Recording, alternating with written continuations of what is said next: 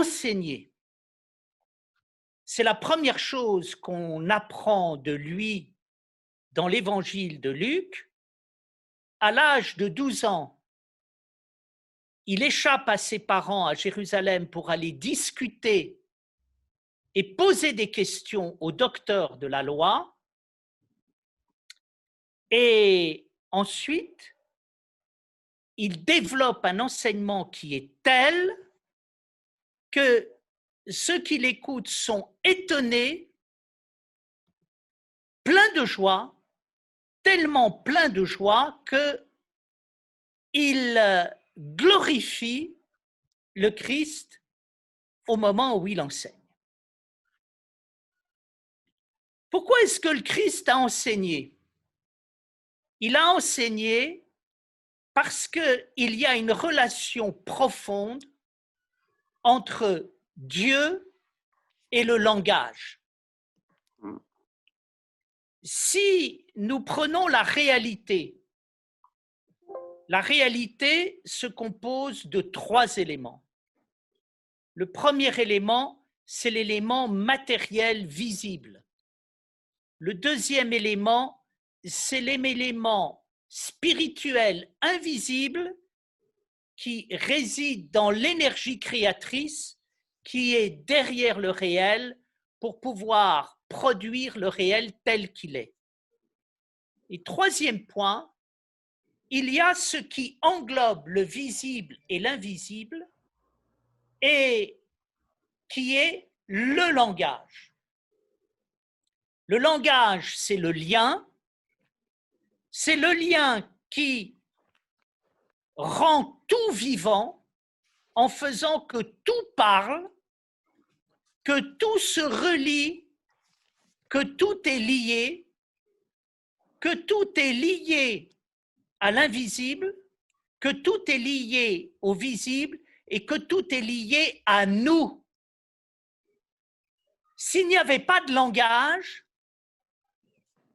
l'invisible ne pourrait pas se traduire dans le visible et dans nous-mêmes. Nous-mêmes, nous ne pourrions pas traduire notre vie dans le visible et dans l'invisible. Nous serions coupés de tout. Nous serions dans la misère, dans la détresse.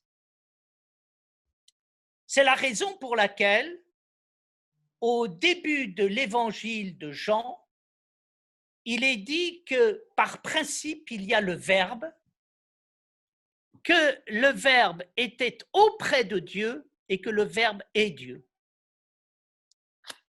Par là même, le Christ vient rappeler que Dieu est langage et il parle.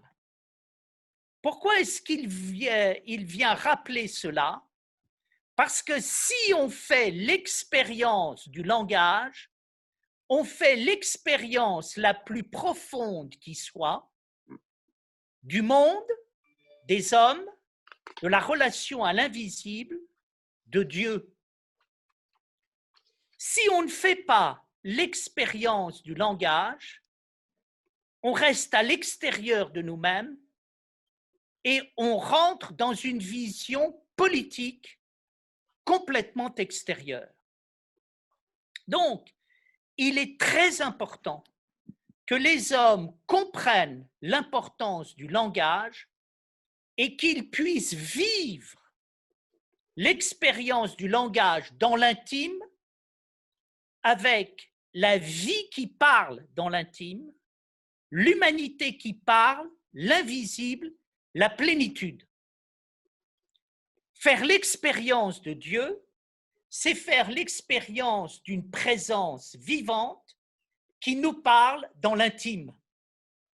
Et en permanence, il faut revenir à cette parole intime qui est le logos et qui est le verbe et qui donne une expérience extrêmement savoureuse de Dieu. Vivre, c'est être en communion. C'est vivre dans l'intime toute chose en allant de l'intime à l'intime. Le gros problème auquel est confronté l'enseignement, c'est le politique c'est la réduction politique, c'est la violence politique. Quand on ne fonctionne pas dans l'intime, on a une vision politique des choses qui marche par le pouvoir, par la violence, par la domination. Le schéma du pouvoir, de la violence et de la domination est extrêmement prégnant dans la conscience humaine. Les hommes attendent en permanence que vienne un sauveur politique qui prendra le pouvoir, qui récompensera les bons, punira les méchants, se vengera et établira un royaume sur terre. Beaucoup de personnes, encore parmi les chrétiens et dans le religieux, entendent le royaume de Dieu ainsi. Si nous prenons le terrorisme religieux est la manifestation même de ce que peut donner une vision purement politique du religieux. Le religieux prend le pouvoir, il récompense les bons et punit les méchants, et il se venge au nom de Dieu. Et donc, il y a un enjeu fondamental qui consiste à comprendre qu'est-ce que c'est que Dieu, qu'est-ce que c'est que le religieux, qu'est-ce que c'est que l'expérience religieuse. Pour certains, c'est une expérience politique, une attente politique. Pour d'autres, bien au contraire, c'est une expérience intime. La surprise que provoque le Christ quand il parle, c'est d'enseigner un Dieu intime, et ce Dieu intime ne terrorise personne. Il est étonnant, merveilleux, extraordinaire, et il étonne au point que jamais on n'a entendu parler de Dieu et de la religion comme cela. Faites l'expérience autour de vous de poser la question de la religion. Vous entendrez beaucoup de nos contemporains dire que le religieux, c'est le mal. Rien n'a fait autant de mal dans le monde que le religieux. Et leur perception est totalement politique. Malheureusement, on ne peut pas leur donner tort parce que quantité d'événements dramatiques et tragiques montrent que le religieux est violent. Donc, il est très important de comprendre ici l'enseignement du Christ. Le Christ se tient dans le logos, il enseigne le verbe et le langage, et il montre quelle est la véritable signification de Dieu. Je terminais hier le livre que j'ai consacré à tout ce que je vous raconte, et si on prend l'évangile de Luc, nous apercevons que juste avant de quitter le monde, que fait le Christ? Il fait deux choses. Il enseigne à ses disciples comment comprendre les Écritures. Il les bénit et il s'élève dans les nuées. Cela veut dire donc que dès le début de sa vie, le Christ enseigne et jusqu'à la fin de sa vie, il enseigne. Sur la route menant à la connaissance, il y a un obstacle majeur. Cet obstacle majeur est constitué par les pharisiens, les scribes et les docteurs de la loi. Ce sont les faux maîtres, les mauvais maîtres, qui ont une vision purement politique du religieux et qui attendent un royaume extérieur. Et tout le problème du Christ, c'est de faire comprendre que la bonne interprétation des Écritures ne se trouve pas dans l'attente d'un royaume politique, mais du royaume intérieur qui est celui de l'intime. Par là même, nous comprenons le paradoxe de l'enseignement du Christ. Le Christ enseigne par parabole et nous allons voir pourquoi, aussi étonnant que ça puisse paraître, pour que les hommes ne comprennent pas. Qu'est-ce que c'est qu'une parabole? Comment comprendre une parabole? Comment lire une parabole? Pour comprendre une parabole, il faut avoir à l'esprit la notion de symbole, la notion d'allégorie et ensuite la notion de parabole. La réalité se compose d'éléments visibles et invisibles et je peux figurer la relation entre le visible et l'invisible à travers le symbole. Qu'est-ce que le symbole? Le symbole est une image spirituelle d'une réalité réelle et dans ce sens, le symbole spiritualise en emmenant vers le haut.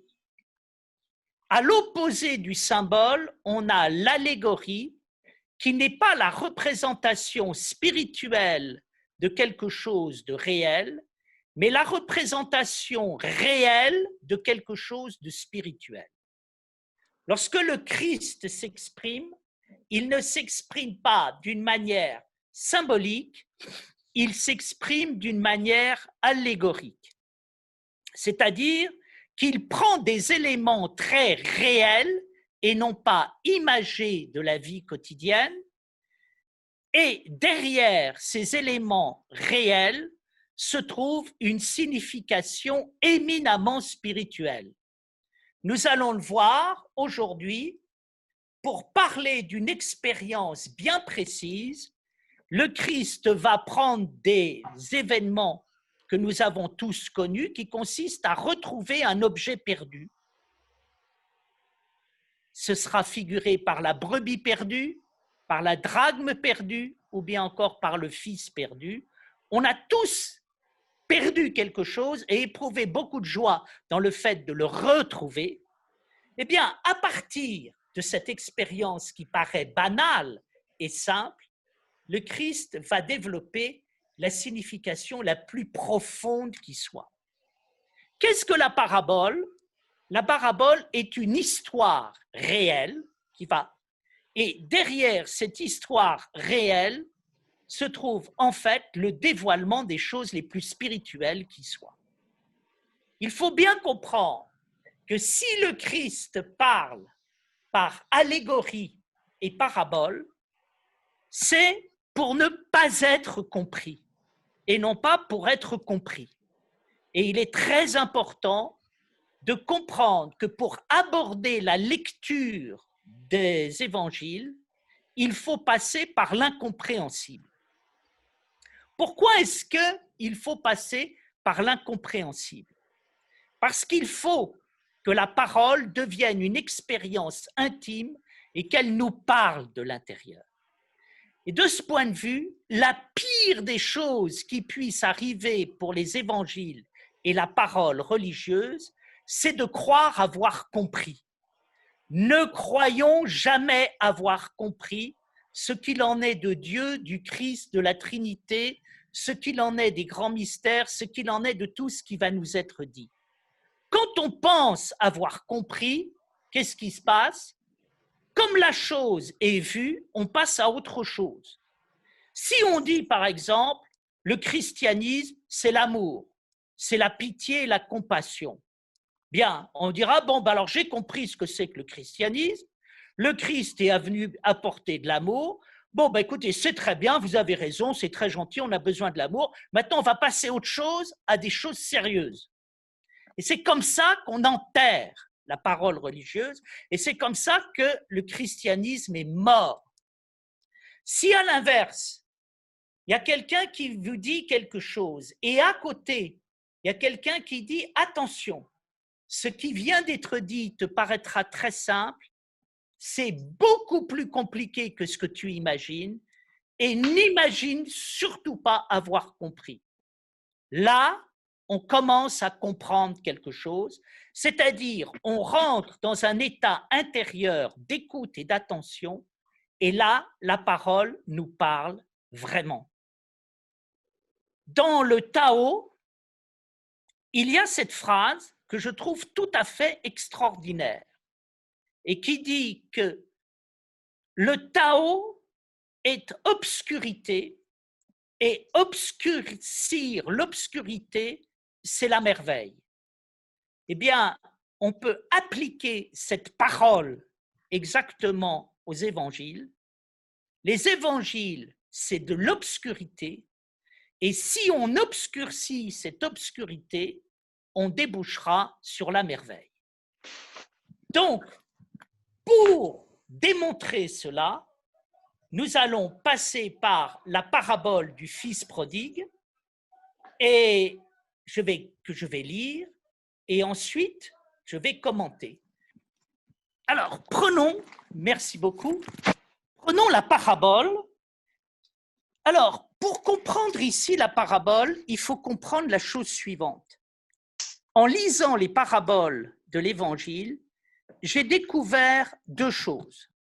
Premièrement, le Christ, en général, ne parle jamais simplement de quelque chose.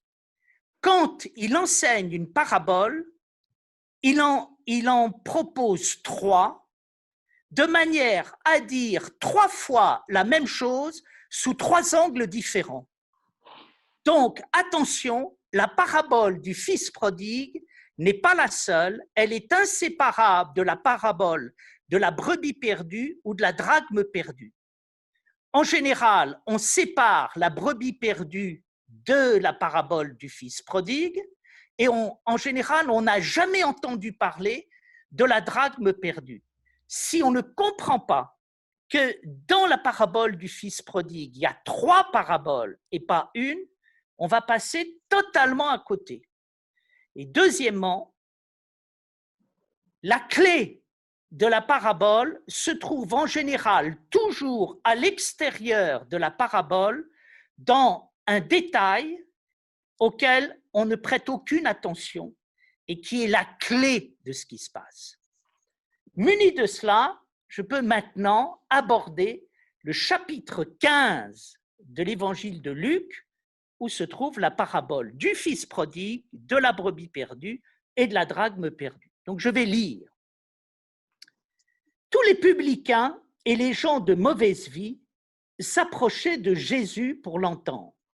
Et les pharisiens et les scribes murmuraient, disant, « Cet homme accueille des gens de mauvaise vie et il mange avec eux. » Mais il leur dit cette parabole. « Quel homme d'entre vous, s'il a 100 brebis et qu'il en perde une, ne laisse les 99 autres dans le désert pour aller après celle qui est perdue jusqu'à ce qu'il la trouve. Lorsqu'il l'a trouvée, il la met avec joie sur ses épaules et de retour à la maison, il appelle ses amis et ses voisins et leur dit « Réjouissez-vous avec moi, car j'ai retrouvé ma brebis qui était perdue. » De même, je vous le dis, il y aura plus de joie dans le ciel pour le seul pécheur qui se repent que pour 99 justes qui n'ont pas besoin de repentir. Or, quelle femme, si elle a 10 drachmes et qu'elle en perde une, n'allume une lampe, ne balaie la maison et ne cherche avec soin jusqu'à ce qu'elle l'ait trouvée.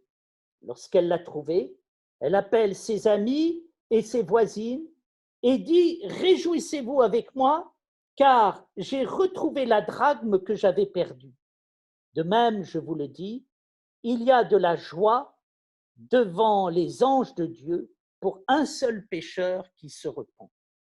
Il dit encore, un homme avait 2 fils. Le plus jeune dit à son père, « Mon père, donne-moi la part de bien qui doit me revenir. » Et le père leur partagea son bien.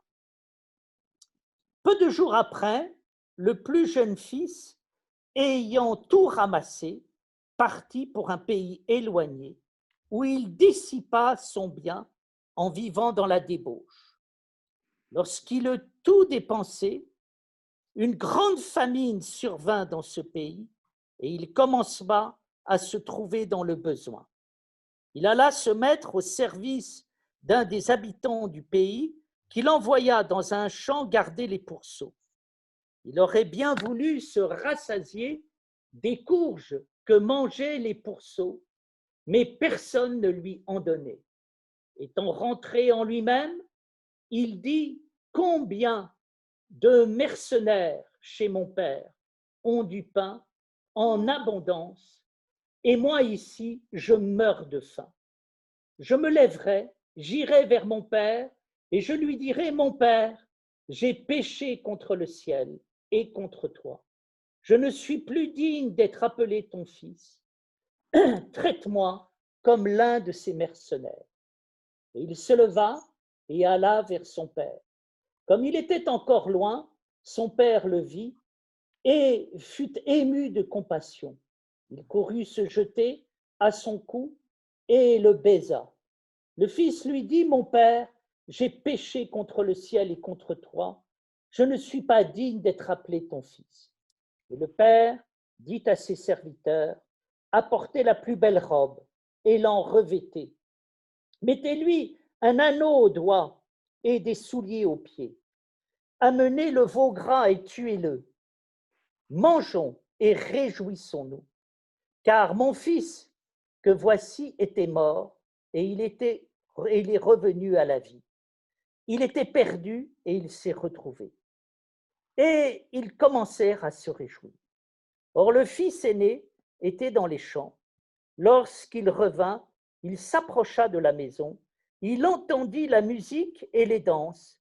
Il appela un de ses serviteurs et lui demanda ce qui se passait. Ce serviteur lui dit, ton frère est de retour et ton père a tué le veau gras parce qu'il a retrouvé en bonne santé. Il se mit en colère et ne voulut pas rentrer. Son père sortit et le pria d'entrer. Mais il répondit à son père, « Voici, il y a tant d'années que je te sers, sans avoir jamais transgressé tes ordres, et jamais tu n'as amené un chevreau pour que je me réjouisse avec mes amis. Et quand ton fils est arrivé, celui qui a mangé tout ton bien avec des prostituées, c'est pour lui que tu as tué le veau gras. Mon enfant, lui dit le père, tu es toujours avec moi et tout ce que j'ai est à toi. Mais il fallait bien s'égayer et se réjouir parce que ton frère que voici était mort et qu'il est revenu à la vie parce qu'il était perdu et qu'il s'est retrouvé. Alors, pour comprendre cette parabole, je crois qu'il faut distinguer deux choses. Il faut distinguer la façon habituelle dont celle-ci est reçue avec le véritable enjeu de cette parabole. La façon dont la parabole est habituellement reçue est exprimée par le frère qui est en colère. Quelle est l'histoire? Que signifie la colère du frère et quel est l'enjeu réel? L'histoire est simple. Un jeune homme qui appartient à une famille riche décide de demander son héritage et il va le dépenser dans un pays lointain en vivant dans la débauche.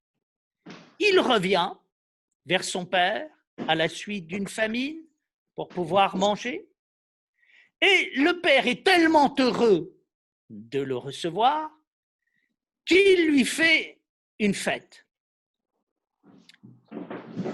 La réaction du frère est légitime. Lui est auprès de son père. Il travaille. Il n'a pas dépensé l'héritage du père. Voilà que son frère prend sa part d'héritage, la gaspille avec des prostituées, revient et le père lui fait une fête.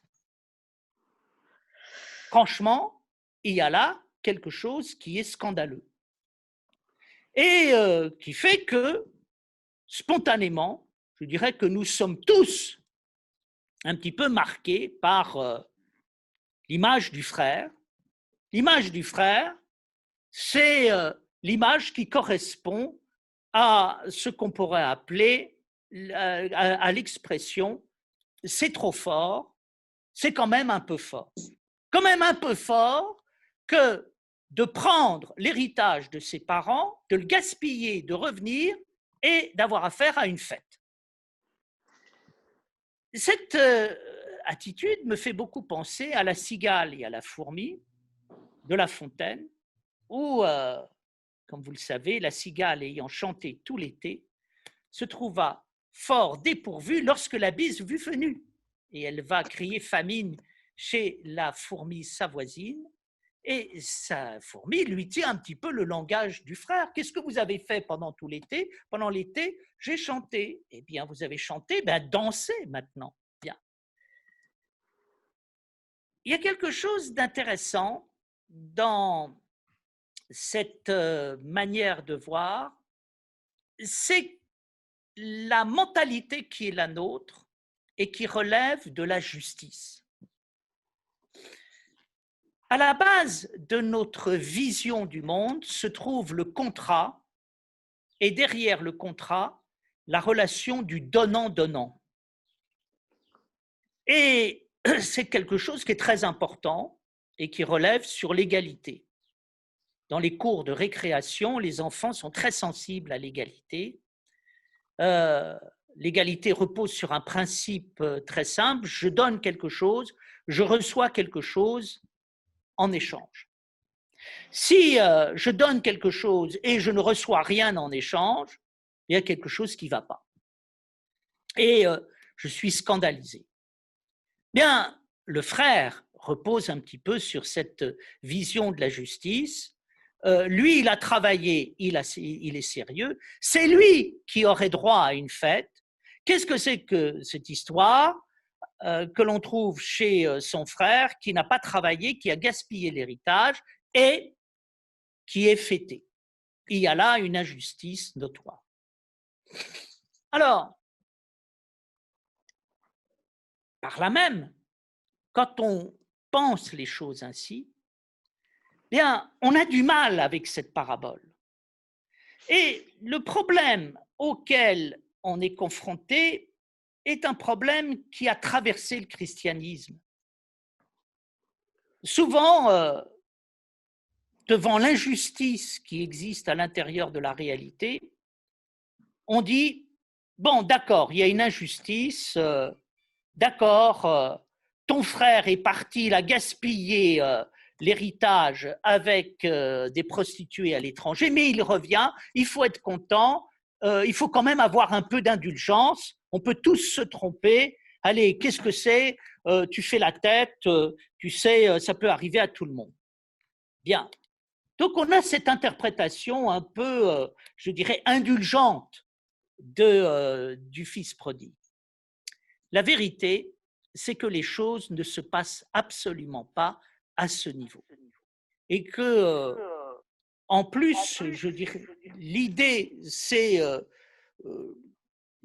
l'idée à laquelle on a affaire n'est pas liée à la repentance. C'est la deuxième idée à laquelle sur laquelle je voudrais pointer.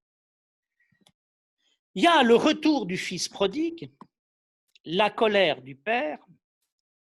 Souvent, quand on n'interprète pas la parabole du fils prodigue à partir de la position du frère, on a le sentiment que cette parabole repose sur la repentance.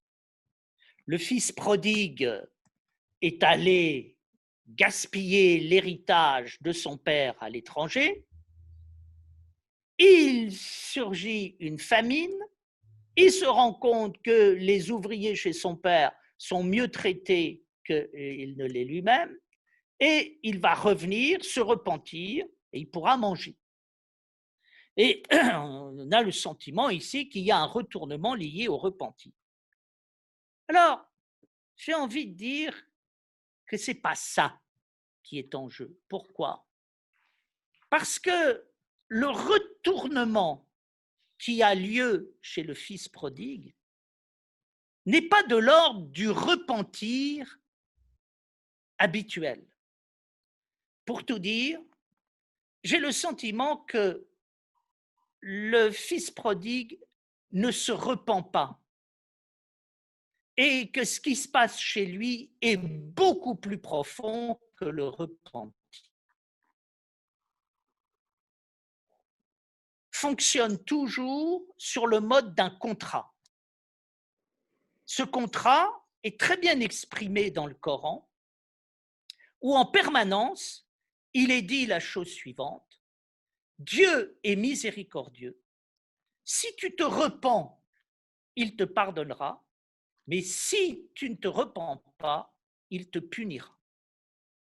Et donc, le repentir s'inscrit, au fond, dans la dynamique d'un contrat. Il y a un contrat de repentir. Dans notre monde aujourd'hui, le repentir est laïque. Lorsque les terroristes se repentent et décident de collaborer avec la justice, eh bien, ils ont droit à des remises de peine. Or, qu'est-ce qui est tout à fait bouleversant dans le fils prodigue? C'est que le fils prodigue ne demande rien. Lorsque la famine surgit et qu'il se rend compte qu'il n'est même pas traité comme un ouvrier de son père, il ne pense pas qu'il va revenir chez son père pour, en quelque sorte, en se repentant, recevoir quelque chose en échange. Il n'a aucune idée à ce sujet, aucune intention de recevoir quoi que ce soit. Et nous allons le voir, c'est ce qui fait la profondeur exceptionnelle du fils prodigue. Alors maintenant, allons au fait. Quel est l'enjeu profond du fils prodigue? Je pense que l'enjeu du fils prodigue, ça n'est pas la repentance. Je pense que l'enjeu du fils prodigue, ce n'est pas la repentance qui s'inscrit dans un contrat où je me repens et je reçois quelque chose en échange. Si c'était le cas, le Christ n'aurait jamais parlé de la brebis perdue ni de la drachme perdue. Il y aurait eu simplement la parabole du fils prodigue où on voit un fils qui a gaspillé l'héritage de son père et puis qui tout d'un coup se repent, et puis la joie de son père de voir revenir le fils. Oui, mais pourquoi est-ce que le Christ prend le besoin de parler de la brebis perdue et de parler de la drachme perdue? Que je sache, la brebis ne s'est pas repentie, et l'homme qui retrouve la brebis, je ne vois pas très bien quel est le rapport qu'il y a avec le repentir. Et quand une femme perd une drachme, elle ne s'est pas repentie, et la drachme qu'elle a retrouvée ne s'est pas repentie. Il y a donc autre chose. Qu'est-ce qu'il y a? Il y a ce qui est dit au début du texte. Au début du texte, il y a le Christ qui enseigne et qui l'écoute. Ceux qui l'écoutent sont des gens de mauvaise vie. Et qu'est-ce qui se passe quand des gens de mauvaise vie écoutent le Christ? Les pharisiens et les docteurs de la loi commencent à bavarder à ce sujet et à avoir du mal. Leur but, c'est de se débarrasser du Christ. Et ils cherchent tous les moyens pour pouvoir se débarrasser de lui. Alors, il y a une chose qui les choque, c'est que le que le Christ dit « Je suis fils de Dieu ». Et qu'il n'écoute pas ce que dit le Christ quand il dit « Je suis le fils de Dieu », ça veut dire « J'ai des rapports intimes avec le Père ». Je suis au plus proche du Père parce que la véritable religion est une religion de l'intime et je ne prétends absolument pas être Dieu sur terre. Puis deuxièmement, il y a un autre moyen de pouvoir nuire au Christ, c'est de regarder ses fréquentations et de dire, tu as vu qui il fréquente? Si il fréquente des gens de mauvaise vie, c'est parce que lui-même est un être de mauvaise vie. Il y a plusieurs reprises, on reproche au Christ d'être glouton, de manger avec les publicains, et par là même de ne pas être quelqu'un de bien. Alors, j'insiste ici, je crois que l'essentiel de la parabole du fils prodigue réside dans le fait de se libérer du bavardage et à un moment d'aller du bavardage vers la parole. À ce sujet, on n'imagine pas à quel point le bavardage est quelque chose de grave et quelque chose de dangereux. Regardez la manière dont fonctionnent les médias autour de nous. Qu'est-ce qu'on fait en permanence sur les chaînes de radio et de télévision? On rapporte des ragots. Qu'est-ce que c'est que les ragots? Les ragots, c'est ce qui se dit de quelqu'un, ce que quelqu'un a dit, qui il fréquente. À force d'épier les gens, de chercher la petite phrase qui dérape, la fréquentation à un moment qui ne va pas, on finit toujours par trouver des raisons de tuer quelqu'un.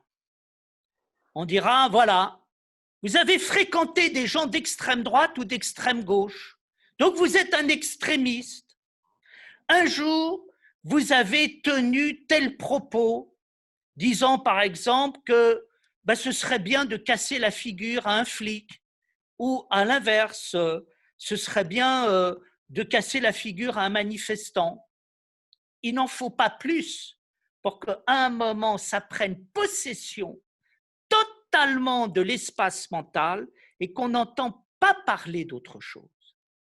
Et donc, si on veut pouvoir à un moment parler du logos et de la parole, il faut arrêter de bavarder, arrêter de cancaner. Mais c'est très difficile. Pourquoi? Parce que le monde obéit à la théorie politique de la guerre telle qu'elle a été développée par Carl Schmitt. Carl Schmitt, penseur politique du XXe siècle, a dit une chose très simple que l'on retrouve chez Machiavel, mais qui a été développée par lui. La réalité de la vie, c'est la guerre. Et dans la guerre, il y a les amis et il y a les ennemis. Il faut constituer des camps et savoir dans quel camp on se situe. Et pour constituer des camps, qu'est-ce qui se passe?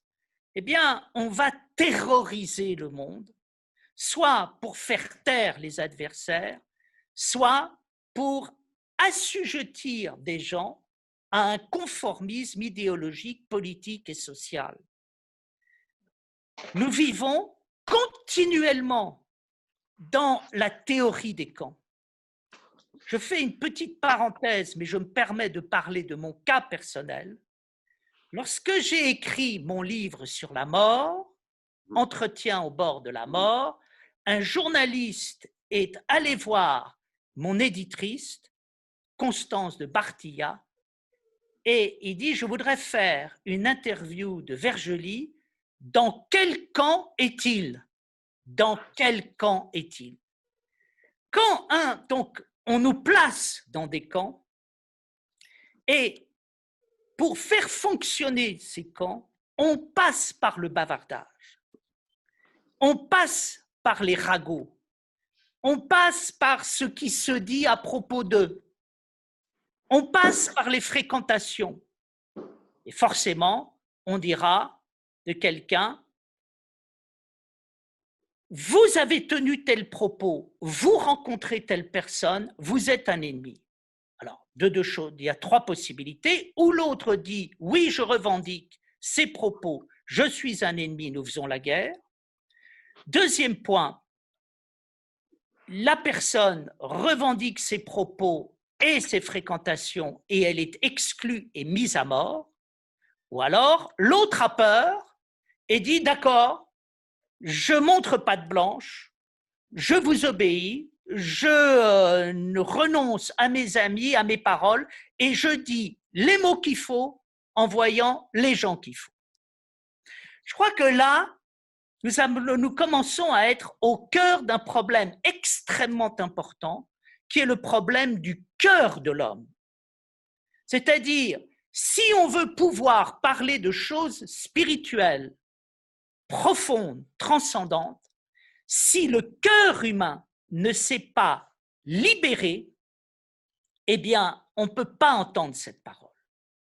Je remarque que dans le milieu chrétien que je connais bien, j'ai vu des chrétiens extrêmement profonds, mais malheureusement, souvent ils sont rares.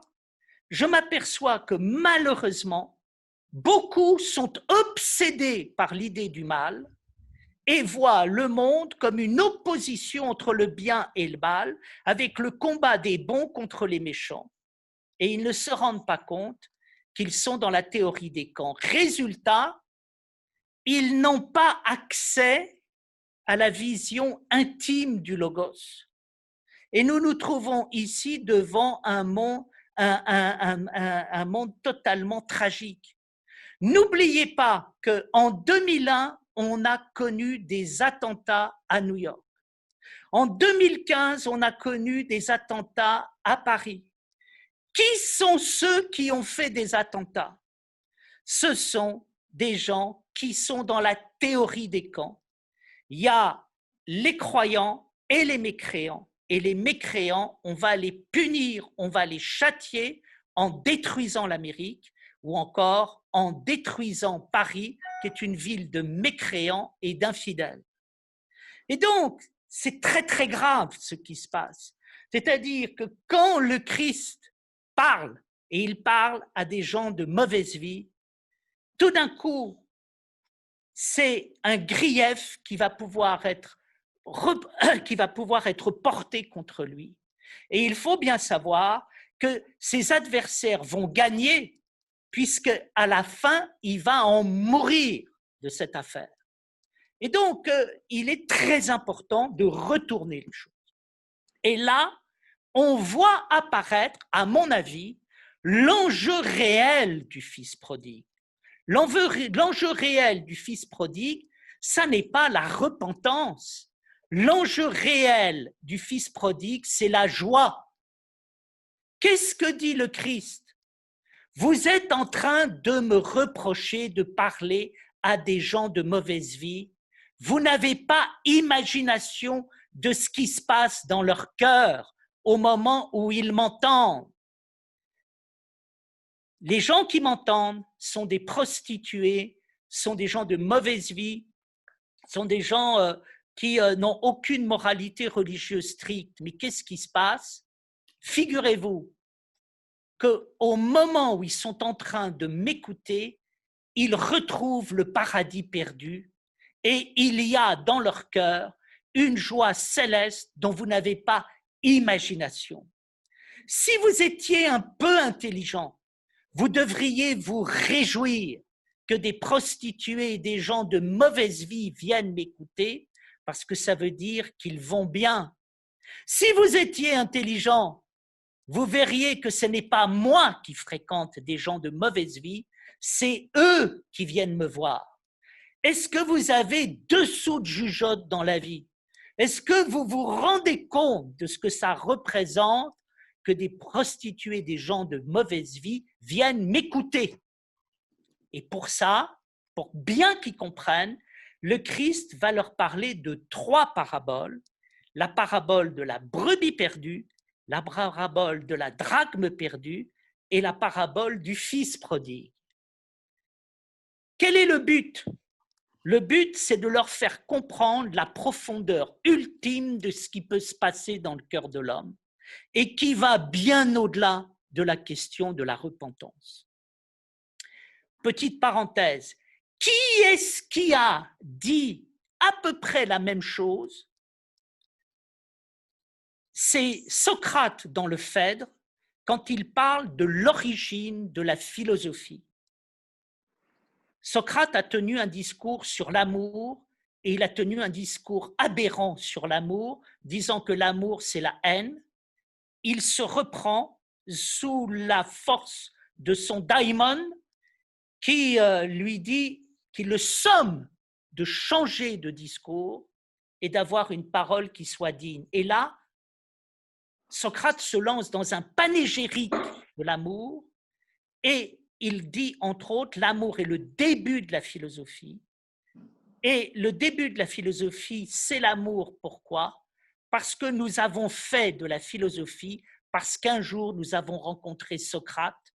Et quand nous avons rencontré Socrate, notre âme était tellement joyeuse que nous avons décidé de toujours écouter Socrate. Pourquoi?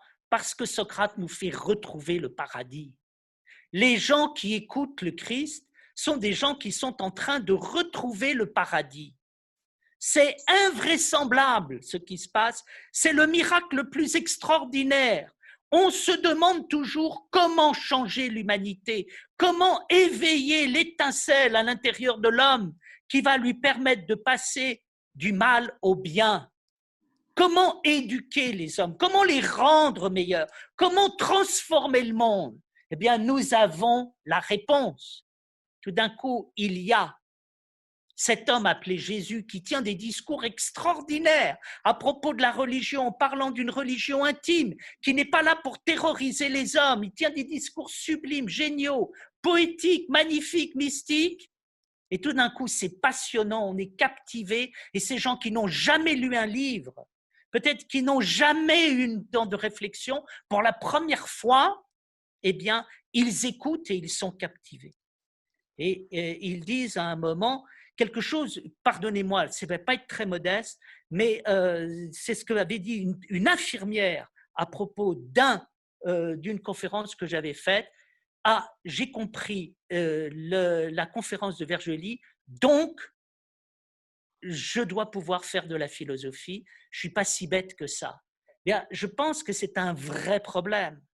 Vous avez des gens qui disent « je ne ferai jamais de philosophie, je n'irai jamais dans les choses religieuses, je suis trop nul, je suis trop bête pour ça ». Et ce qui est sidérant, c'est de voir qu'à un moment, des gens de mauvaise vie et des prostituées qui n'ont jamais ouvert un livre sont passionnés, captivés et qui l'écoutent bien davantage que les scribes et les docteurs de la loi. Alors rentrons un moment dans l'analyse des trois paraboles.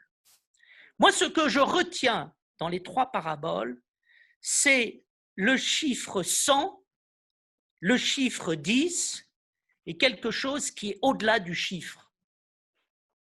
Pourquoi est-ce que le Christ dit « Un homme avait 100 brebis, il en perd une et il délaisse toutes les autres pour aller retrouver la brebis perdue et quand il la voit, il est dans une joie céleste. Une femme avait 10 drachmes, elle en perd une, et quand elle la retrouve, elle est dans une joie céleste. Un père avait un fils qui est parti au loin et qui revient, et il est dans une joie céleste. Nous avons, sous trois angles différents, une même manifestation, expression du retour.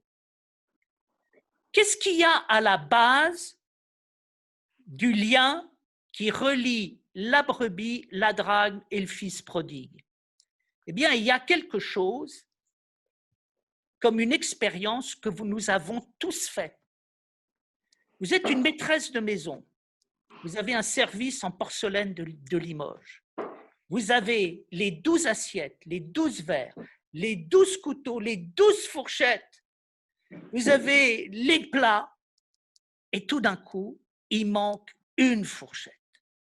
il n'y en a plus 12, il y en a 11, et vous êtes catastrophé, tout est dépareillé.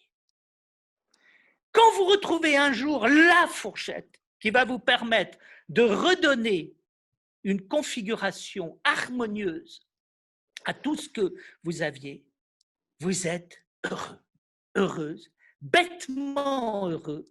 Mais ça veut dire quoi? Ça veut dire que vous avez fait une expérience qui va au-delà de la passion du collectionneur ou de quelqu'un qui a besoin absolument d'ordre. La vérité, c'est qu'on ne peut rien bâcler et que la vie réside dans les détails. Vous connaissez cette expérience, on reconnaît Dieu aux détails. Malheureusement, parfois, on reconnaît le diable également aux détails. Mais qu'est-ce que ça veut dire, le détail? Le détail, c'est le royaume des cieux sur terre. C'est l'identité qu'il y a entre la partie et le tout. C'est de dire que la partie est aussi importante que le tout. Et que si à un moment, il manque une partie, eh bien, le tout n'est pas le tout. Pour que le tout soit le tout, il faut qu'il y ait tout. Et il faut que rien ne manque. J'ai un service de porcelaine de Limoges, j'ai besoin que rien ne manque. Mais j'ai besoin que rien ne manque pour tout. On ne peut pas vivre dans l'à peu près. Et donc, 100 brebis, c'est énorme. Il en manque une. C'est pas grand-chose, il y en a encore 99. Eh bien non, justement, parce que pour qu'il y ait un troupeau, il faut qu'il y en ait 100. Et que quand à un moment, il en manque une sur 100, ben, il n'y en a plus. Le troupeau a disparu, l'harmonie a disparu. Donc ça veut dire quoi? Ça veut dire qu'à un moment, il y a quelque chose qui est les petites choses. Et les petites choses sont des grandes choses. Et les petites choses permettent un équilibre, une harmonie. Quand les gens de mauvaise vie sont en train d'écouter le Christ, qu'est-ce qui se passe? C'est des gens qui n'ont pas arrêté de bâcler les choses.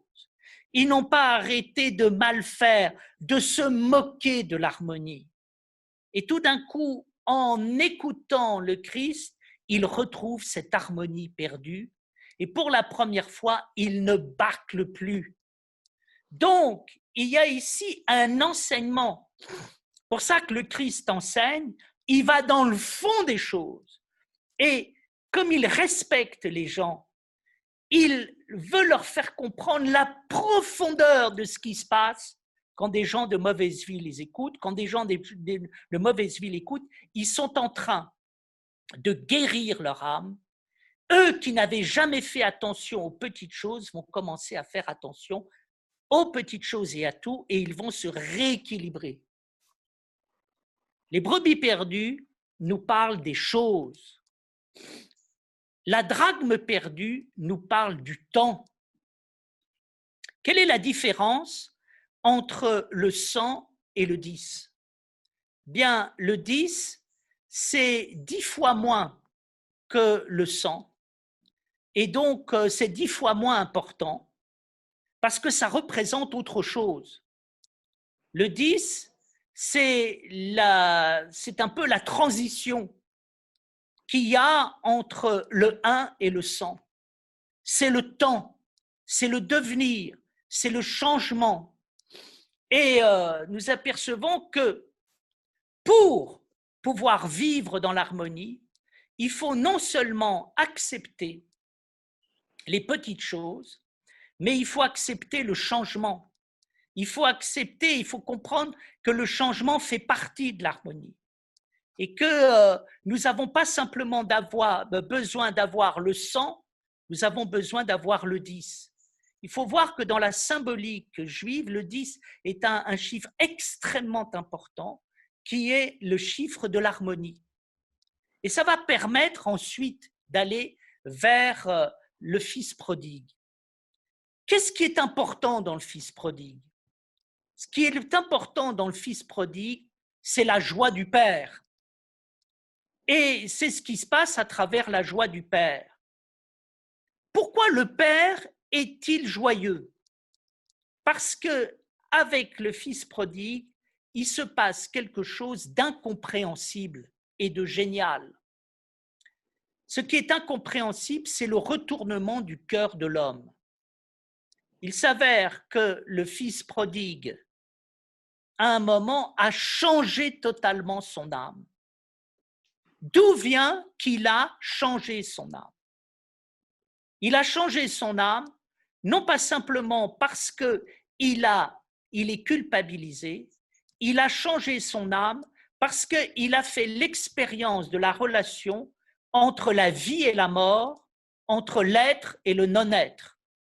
Au moment où il est confronté à la famine, il est confronté à la mort, il est confronté à la misère, et là, il se souvient de l'être aux confins du non-être. Et l'être réagit à l'intérieur de lui-même et lui fait se rappeler qu'il était le fils d'un royaume. Ça, c'est l'expérience de ce qu'on peut appeler la mémoire originelle, et c'est elle qui nous convertit. Lorsque nous nous transformons, qu'est-ce qui fait que nous nous transformons? Premièrement, c'est que nous ouvrons notre cœur, et deuxièmement, c'est que nous permettons, en ouvrant notre cœur, à la logique la plus profonde de la vie qui s'exprime, c'est-à-dire la logique de l'être, la logique de la mémoire originelle, la logique du vivant que nous sommes. Donc, qu'est-ce qui se passe? Qu'est-ce qu'est en train de montrer le Christ? Le Christ montre qu'à l'intérieur du cœur de ceux qui l'écoutent se passe une joie céleste. Et cette joie céleste, c'est la joie que l'on trouve dans les choses, c'est la joie que l'on trouve dans le temps, c'est la joie que l'on trouve dans le ciel. Se rendent pas compte, ceux qui l'accusent, que les gens de mauvaise vie sont en train de vivre une expérience de retournement proprement extraordinaire. Par là même, je pense qu'il faut avoir ici une vision ouverte de la parole divine et de la joie que celle-ci peut donner. Dans l'entretien avec Nicodème, qu'est-ce que dit le Christ? Le Christ dit: Dieu est esprit, l'esprit est comme le vent, il souffle où il veut et personne ne sait d'où il vient et ne sait où il va. Qu'est-ce que nous vivons dans le fils prodigue, la brebis perdue, et d'autre part la drachme perdue? Nous vivons l'expérience de l'esprit à l'état pur. Et les gens de mauvaise vie vivent l'expérience de l'esprit. Nous avons en nous, nous sommes porteurs de la mémoire originelle et de l'être, et cette mémoire originelle nous pousse vers la perfection. Et lorsque, à un moment, nous nous sommes égarés, c'est elle qui nous ramène à la réalité. Autrement dit, il y a ici le message d'espoir le plus extraordinaire qui soit. Les hommes ne savent pas que les forces de l'esprit et les forces de l'harmonie originelle sont à l'intérieur du monde, de l'humanité, et travaillent au retournement des hommes. Et en particulier, on s'aperçoit que parfois, c'est chez les gens que l'on pensait les plus éloignés de l'être que se trouve la plus grande proximité avec eux. Pourquoi? Parce que, au fond, les gens de mauvaise vie savent ce que c'est que le non-être. Ils savent ce que c'est que bâcler. Ils savent ce que c'est qu'à un moment, être incapable de trouver l'harmonie dans le temps. Ils savent ce que c'est que d'avoir totalement perdu le lien que l'on peut avoir avec son cœur et sa profondeur. D'où ici l'importance de cette parabole. Résumons-nous. Je crois que dans cette parabole, il y a quelque chose d'éminemment pratique qui est en même temps éminemment transcendant. Attention quand nous jugeons des choses et quand nous jugeons des êtres. Souvent, les choses les plus spirituelles peuvent passer par les voies les plus inattendues qui soient. Je vous remercie pour votre attention et je vais maintenant vous céder la parole pour avoir le fruit de vos questionnements et interrogations.